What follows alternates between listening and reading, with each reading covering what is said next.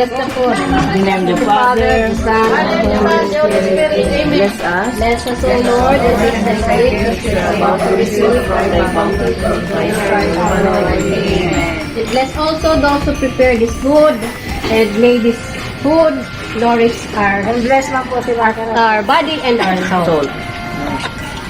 In this, we ask in Jesus' name. Amen. Amen. Father, Son, Holy Spirit. Amen. Bro, may lina. Isang lugema. Ito, mas ba man to?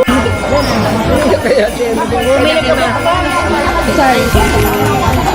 Ayaw ka ako man. Kaya mga akin. Darap ko lang. Bakit ka na? Ito talagang big na.